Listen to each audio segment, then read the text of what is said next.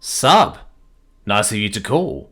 Tom opened, once he touched the earring, having gotten comfortable in a puma's chair in the library. He had been waiting for the Inquisitor to call back for hours. Sadly, he had not been able to excuse himself to some hidden alcove for that long. Edita and Lancaster had needed a hand with combining their work with Tom's design drawings. And so, he was forced to take the call in the library. "Explain yourself!" Joelina's voice demanded, sounding surprisingly clear and sober this time around, though not exactly calm. Right. Fuck the pleasantries then. What happened to Harvick? "What do you know of Harvick?" Joelina replied, in a cold, dark tone. It was clear she was none too fond of Tom poking at that particular subject. I asked first. What happened to Harvick? Tom repeated, not letting her dictate the conversation. It was his best idea of how to keep her from feeding him whatever she might have prepared. "What have you seen?" Repeat last. What happened to Harvick? Frozen solid? Perhaps waiting to be brought back to life? Tom all but mocked in reply. "You have seen the ship then, I take it? Blasted magics! Years of work undone by my own hand," Joelina cursed, seemingly not at him, but at whatever greater powers that had conspired against her. What happened to Harvick, Joelina? Tom pressed. "We drowned him. Freezing was too good for what he did. Glaz did her duty, as she has always done. By me and by him," Joelina replied, after a moment's hesitation. "He was not going to get burned. That much is for certain." Got any proof? Proof you didn't let them win? This doesn't look particularly good now, does it? How do I know if it turned you too? "How dare you question my resolve? I have faced the very worst the world can offer. Worlds now! What did you see? Answer me!" Your dunk in the tank. The ship. The Dordna. Pretty much the whole bloody thing except the fucking ending, because these stupid visions cannot give a straight goddamn answer to anything. You want to go back north, don't you? Why? To return to your master? "If you have seen it all, then you know it is dead." Bitch, I didn't get the goddamn ending. I also know it can fuck with minds just fine. I don't trust your memories. Do you? "With every fibre of my being," Joelina replied, with perfect conviction in her voice, as steady as the day Tom first met the woman. "I was shown our enemy, yet I cannot ever share what I have learned. Not without raising questions I cannot answer. Tom, I must know. Have you told of this? To anyone?" Yes. If I didn't, you'd wipe me off the map for knowing, wouldn't you? And no, I'm not telling you who, for the same reason. The uncomfortable silence that followed didn't alleviate his fears one bit. And you wonder why it's hard to trust you. "I have done everything in my power to save our people, to do my duty. I do not care if you trust me. If anyone does, we will survive. That is our only imperative.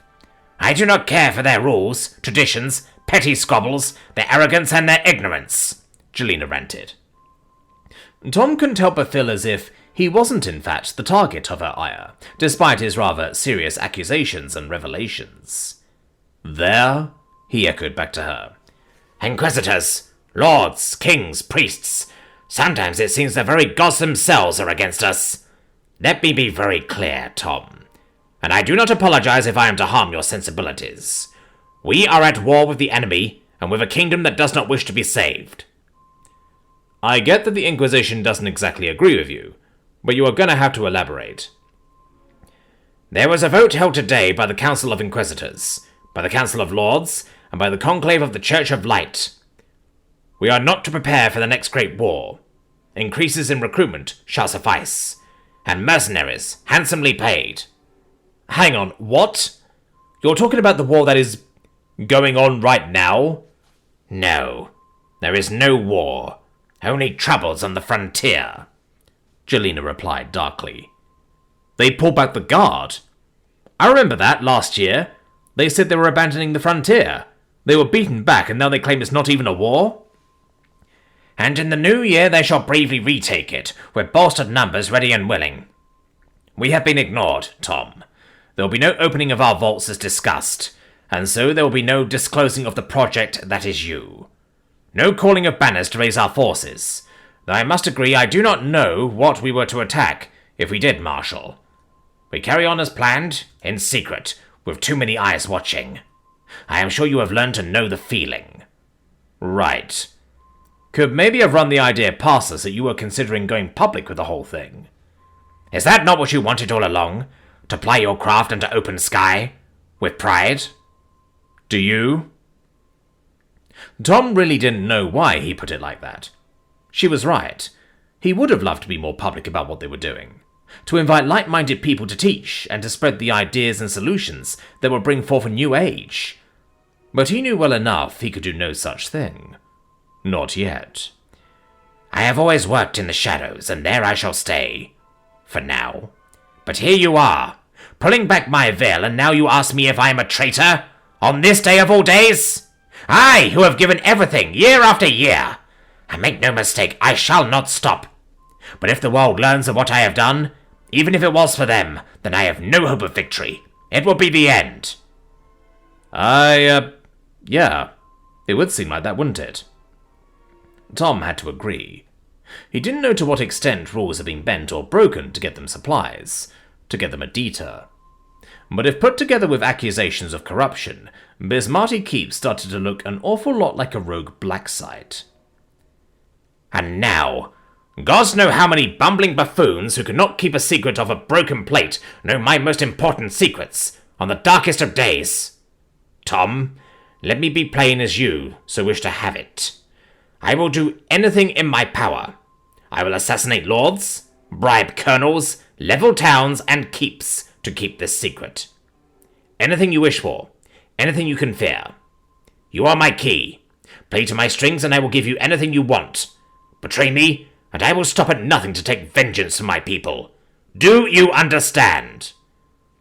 I think this has been clear for some time, but I gotta know we're playing for the right team here. Something is coming. It's not gonna be pretty. I know. Yes. I fear it isn't just coming for you. I liked it better when you were plain. Do you know anything at all? I know you said last time you didn't know, but come on now. No. We cannot know. Only guess. Guesses were not enough to convince the powers that govern these lands. But to you? Our best guess is that numbers lost and claimed by the Dark last year were some 10,000 souls. How many slipped the enemy's grasp in battle, we do not know. But it may well be thousands. If they can move them on terrors of the night, the frontier stands little hope. Including you. Thousands of what? Darklings? That's... How the fuck there's like 40 people in the keep like this? The mines and towns attacked. They were filled to the frills with the unlucky and the condemned. Spread over the kingdom, it seems like a drop in the bucket. But if they move in concert, you know what comes next. I believe I can work that out, yeah. So what do we do? You pray you are not first in line. You cannot leave. If you fall, you must destroy the keep and all that it holds. If you abandon it to the enemy, I shall hunt you and slay you all, and not a soul among you shall see the gates of heaven. Stand your ground, and I shall see you protected as best I can. But I cannot move openly. I have garnered too much attention as it is. Can't you send someone like now? While there is time to prepare? Galaxa, perhaps? I know he's not really a soldier. Dragons like him are needed elsewhere. Desperately needed. And you do not exit. Remember that. Tom sighed mentally in consternation. Really? That's all you got? The mighty Inquisitor, beaten by a bit of frost and rain. It has beaten our foe as well. For now. Prepare. We are coming. Besides, I hear you have a white drake of your own. Perhaps he can be of assistance. Well, he might be hard to get a hold of. I am not stupid, Tom. There are only so many young white dragons to be found on the frontier that just so happen to want nothing to do with the likes of me. If ever you see the pair of them again, you may inform them I will pay them the rider's weight in silver for a chat. I believe that should get their attention. I'll be sure to let them know, Tom replied dumbly. And thank you for being honest. I have been honest with you as often as I could afford, and even when I could not. Gods be with you, or I shall send you to hell. Sapphire, can I have a word, please? Saph stiffened for a moment, before turning to face the woman behind her, notes stuffed under one arm, hand having been mere inches from the door leading to the library. "Sure, Jackie. What is it?" "Have you noticed Tom acting a bit strange lately?" "You mean stranger than usual?" "Okay, different then," Jackie corrected. "You mean with the Christmas thing? Or just everything that's happening right now? Everyone is rather upset, you know. I'm sure he is under a lot of stress." Sapphire definitely did not wish to have this conversation right now. She had enough deception for a week trying to light a Paul in. Doing it to an old friend. "Yes, I don't think he has taken it very well. Not getting to work on the things he wants to. He doesn't even sit down and read anymore." He stopped reading? Many things Sapphire could believe, but she knew that one wasn't true. "Not at night. We used to read before I fell asleep. I tried teaching him to read Draconic. He mostly just read what the book he was working on said, and tried to explain whatever it was. I mean, I learned a little, but he feels upset. Not angry, but sad. And yeah, stressed out like you said." Sapphire almost felt relieved Jackie wasn't even suspecting what had really happened. At least, not the reason for Tom's more recent erratic behaviour. And she felt like such a bitch not helping Jackie put it together for herself. Instead, she played into it. "Can you blame him? Everyone is. Kind of why we're running around like headless chickens. Speaking of, why are you here? Shouldn't you be in the smithy?" Jackie was dirty with soot and char, so she clearly had been down there today. And there was no way a puma was letting her in the library looking like that. "I should. I needed something to drink. It is hard work. Have you seen Adita and Tom? Tink says he really needs her help, and to be honest, we could use his." "She is inside. She and Lancaster are working together on some enchantment thingy. I don't know where Tom is," Sapphire lied. She knew full well. "Should I let him know you are looking if I see him? He might swing by." "Sure. I suppose that is fine. I wonder if he is up at the room looking through things. He does sometimes like being alone with his thoughts." "Or maybe Rachuk is nipping at his heels again to know how progress is going. Or when we can do more training or construct defences." Man, I am fucking sick of having to scoot past half-assembled barricades already, and they are still making more. "Yup, they have started cutting up timbers too. You know the ones we brought back with Jarrex and a drill? For the factory?" "So that's why I heard the chainsaw run. Wait, who's using the chainsaw?" "Rachuk. And whoever can keep their tail warm enough to help him for a bit at a time." "Maybe Tom is down there then. I'll go check. Thanks, Saph." With a look of genuine appreciation, Jackie turned on her heel and made for the stairs leading down. Sapphire left staring after her, a rock in her stomach. "Damn you, Tom." "Ah, he awakens. Welcome back, Tom." The kind and warm voice of a puma greeted Tom as he sat back up. Glancing around the library, Sapphire had come back and was watching him intently from the study desk alongside Lancaster. Only Adita seemed unfazed, still scratching away with the chalk on the blackboard, perfectly absorbed in her work. "Was it Joelina?" That got the artificer's attention as well, chalk scratching to a halt mid-motion, as all eyes were now on Tom. He tried to not give away the roller coaster he had just been on. He hadn't really gotten what he wanted other than assurances that they were on the same team, and that Harvick was dead. Yeah. She had some more questions, you know how it works. "Ah, I see. Did she have any good news from the capital?" Not really." The old man's warm demeanour did cool a touch as Adita stepped up, chalk still in hand. "Did she say anything about me?" the artificer questioned, tone anxious. "Why did she contact you? Is it about the book? Does she even know about the book? Wait, have we kept it from her? No, we..."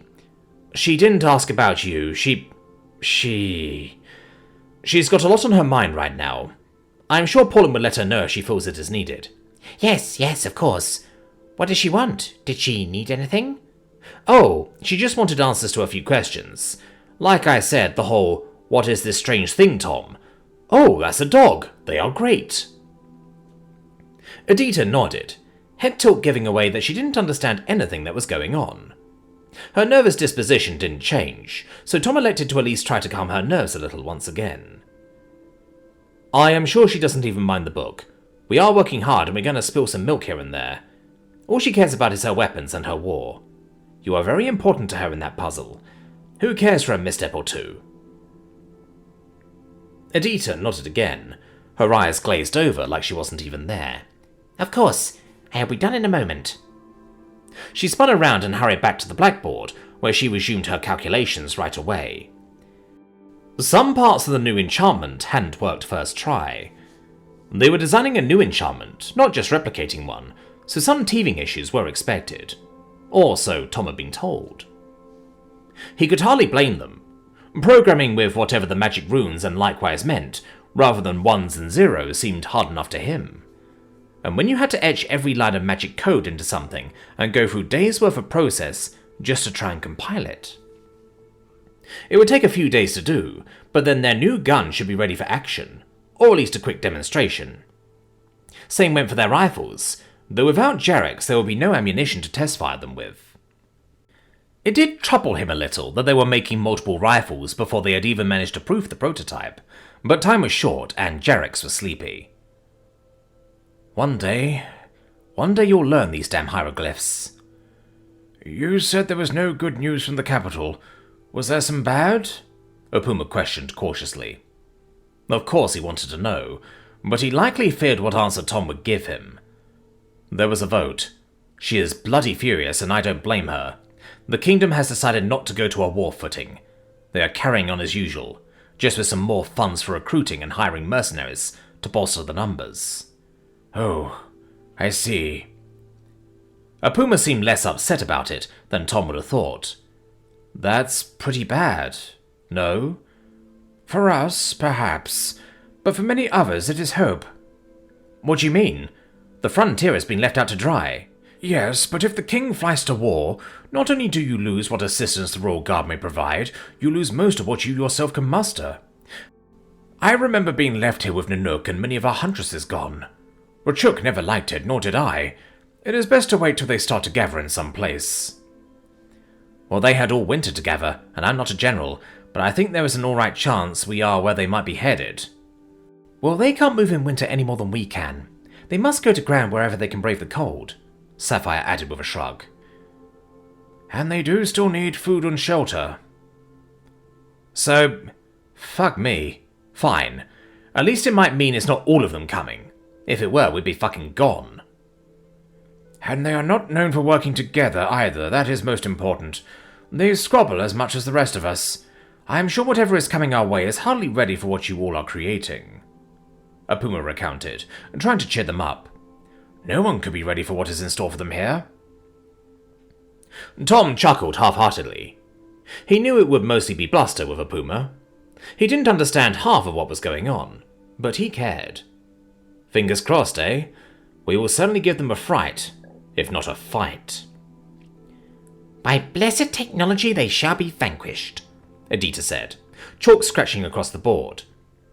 Taking a step back, she checked over her work, hand trembling for a moment. By steam, by fire, and by glowing rune we blaze the way. She is going to need some rest at some point. Sapphire, why isn't Jarek's helping? Haldy complained, as soon as she had sat down next to Esmeralda. She and the children were spending some time being productive down here in the Grand Hall, sitting by the children's table. Fireplaces and torches kept them warm, and helped them see as best you could this time of year. He is still sleeping, dear, but it shouldn't be that much longer, Esmeralda reassured, tone betraying she had been asked that question many times already. That is good. We have almost run out of the blastings, Kiran proclaimed, as he inspected the freshly sewn belt that was to be loaded. I thought they were casings. Terinia pondered aloud, uncaring of Kiran's buster, as she fiddled with one of the empty casings that lay strewn across the table. No, they are brass. Blasting, Kiran proclaimed with utmost certainty, putting his head right down to inspect one of the holes in the belt to see if it was up to their rigorous standards. I think it is a round, Warpock added. The older child was responsible for using the lever on the little press that assembled the ammunition, I heard Tom say that before. No, it is a cylinder. Look! Torinia held up a casing, but Warpog just shook his head. Cylinders are round, like a circle or a ball. But a circle isn't a ball. It's a blasting! Now bring them here. We have to load the belt. Kieran interrupted, having no time for such petty squabbles as what shape it was or what it was called. They are still empty, Kieran. Wait your turn. Then whose turn is it? Sapphire felt a hand clutch hers, and Holdy looked on at what was going on. I think Kieran will be mad if Jarix doesn't wake up soon. We already loaded that belt twice. Why'd you do that? Sapphire questioned, throwing Esmeralda a puzzled look. The older Huntress leaned in and whispered, We didn't push the bullets down hard enough the first time, and the second time we didn't have enough powder for the last few ones. Redexi did the measuring, you see. Oh, isn't that a good thing? You got more of the stuff in there. Apparently not. Tom said we had to try again from the beginning. I see. When will it be ready? Tom wants to know how much we have for our 2 new machine guns. Oh, it won't take them long. Esmeralda looked at the now thoroughly squabbling kids. They have gotten rather good at it by now, even if I do the measuring. Holdy tugged on Sapphire's hand again, a bit more this time, pointing at the other kids, who were now trying to determine if the casing was in fact a cylindrical ball or a bolindric cylinder. I know. It is fine, Holdy. They are just talking. She tried to reassure the not-so-little child, even as Kieran started raising his voice further. I think it is a box. Sapphire smiled warmly, then pointed to a small wooden box sitting down by the end of the table. No, that is a box. What is that for, actually? Oh, Coolinger made those. They are for storing the smaller ones for Tom's rifles. You have seen those, right? Esmeralda clarified. Oh, I see. Yes, there were some in the workshop. So you are making 2 kinds now? Soon, yes. We do not have any casings yet. Tom also wanted us to save some powder for some bombs he was busy working with. Hopefully better than the last ones he made. There isn't much left, though. Those were damn scary. I'm sure they will be well worth having. For us and whoever it was thrown at. I still remember when Jackie threw the first one. By the gods! You do not want to drop one, that is for certain. And when it is spent, we have to take stock. I know he already has Zunkai and Heron going through everything to try and get it all in order. It is incredible how much stuff we have managed to cram into this place. There won't be any space left over for furs to sell next year. Sapphire joked, letting out a sigh. Is Ray still working on the silks? Oh yes, we are very nearly there, though we have not done the embroidery yet. That will take a very long time. We might want to have someone do that for us. We're a bit busy. Sapphire looked at the table, where the discussion had now turned to if brass was a metal, or an instrument. It's good to see they are taking it well. They are just happy they get to help as well. It is a terrible feeling to sit and watch while others take care of it for you. I think Heron disagrees with you there. You can smell it out in the hallway when you walk past his room. We all have our ways of dealing with things, some smarter than others. I'm sure he should do his part if the time comes. Like Apuma said, we have got quite the surprise in store for them, whoever they might be. Darklings, brigands, traitors, even the bugs better think twice. If we find them up here, then something has gone mightily wrong indeed. Could you imagine that?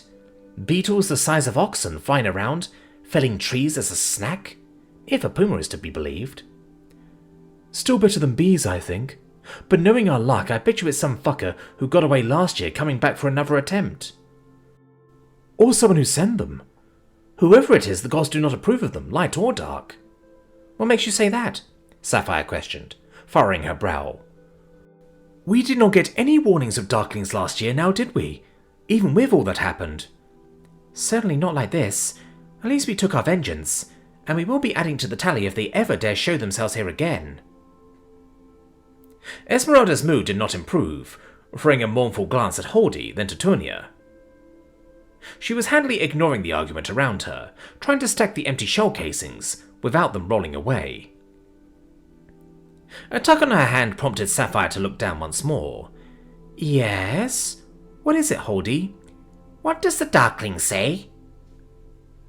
She looked a touch puzzled at the kid, before yielding to the question. I don't know. What does the Darkling say? Kaboom!